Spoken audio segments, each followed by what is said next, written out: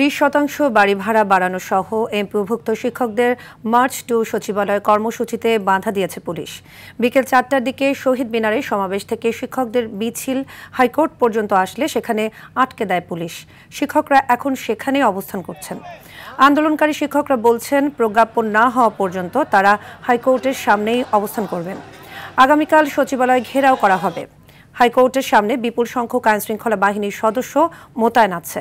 শিক্ষকরা বলছেন, 20% বাড়ি ভাড়া, 1500 টাকা চিকিৎসা ভাতা ও কর্মচারীদের জন্য 75% উৎসব ভাতার প্রজ্ঞাপন না হওয়া পর্যন্ত কোনো শিক্ষক শ্রেণী কার্যক্রমে অংশগ্রহণ করবেন না।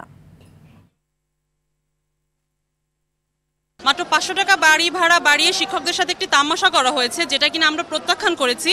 আমাদের সাথে সরকারের কোনো প্রতিনিধি যোগাযোগও করছে না, কিছু জানাচ্ছেও না, যার কারণে আমরা এই লং মার্চের সিদ্ধান্ত নেই এবং আমরা এখানে এসে আপনারা দেখতে পাচ্ছেন যে আমরা পুলিশে বাধার মুখে আমরা দাঁড়িয়ে আছি, আমরা যেতে পারছি না। আগামীকাল আমরা এক দফা এক দাবি, জাতীয়করণ এই দাবি, এই আন্দোলন নিয়ে আমরা অগ্রসর হব। অবশ্যই লিখিত প্রজ্ঞাপন ছাড়া আমরা মৌখিক আশ্বাস আর করি না বিশ্বাস। দর্শক, এ বিষয়ে আরো জানাতে সেখানে রয়েছেন সহকর্মী রাকিব হাসান। সরাসরি চলে যাব তার কাছে। রাকিব, লং মার্চ তো সচিবালয়ের বিষয়ে শিক্ষকদের এখন অবস্থান কি এবং সর্বশেষ কি তথ্য আছে আপনার কাছে, আমাদেরকে বিস্তারিত জানাবেন।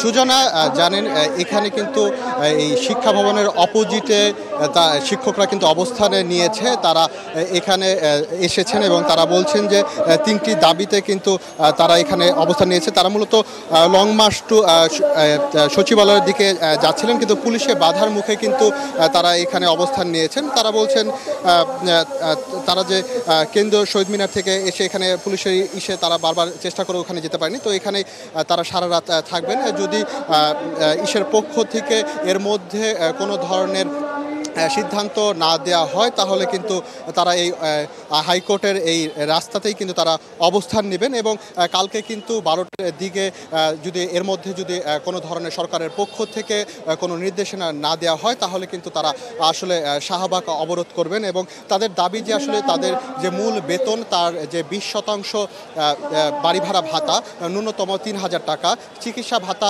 1500 এবং কর্মচারীদের 75% কিন্তু তারা বলছেন যে উৎসব ভাতা দেওয়ার কিন্তু তারা একটা দাবি জানিয়েছেন। তো এখন তারা বারবার আসলে সরকারের কাছে বলেছেন এবং তারা গিয়েছেন এবং বারবার আশ্বাস দেওয়া হলেও কিন্তু তারা বলছেন যে সরকারের পক্ষ থেকে কোনো ধরনের তাদের দাবি দেওয়া সেভাবে রাখা হয়নি। তো আমরা এখানে একটু জানার চেষ্টা করব তাদের কর্মসূচি কি হবে বা তারা কি করবেন।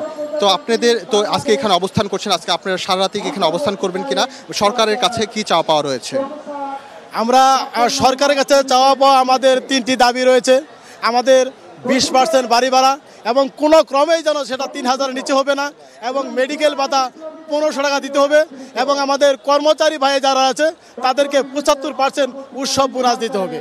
এই উৎসব বোনাস এবং বাড়ি ভাড়া এবং মেডিকেল ভাতা আজকে দুপুর 12টায় প্রজ্ঞাপন জারি হওয়ার কথা থাকলেও জারি হয়নি। আমরা শুনেছি যে আজকে সকাল 9টায় অর্থ মন্ত্রণালয় এবং শিক্ষা মন্ত্রণালয় তারা বৈঠক করবে এবং দুপুরের মধ্যেই আমাদের প্রজ্ঞাপন দেবে, কিন্তু আমরা দুপুর পর্যন্ত আমরা হতাশ।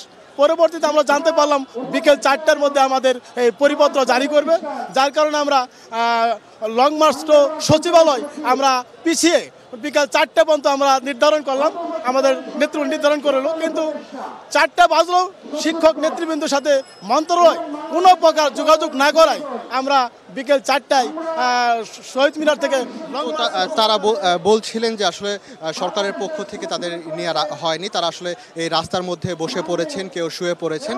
তো তাদের দাবি দেওয়া না পর্যন্ত কিন্তু তারা এই অনশন বা তাদের যে এখানে কর্মসূচি বা অবস্থান তারা কিন্তু চালিয়ে যাবেন। তো সুজানা, এই ছিল আমার কাছে সর্বশেষ তথ্য। ধন্যবাদ আপনাকে।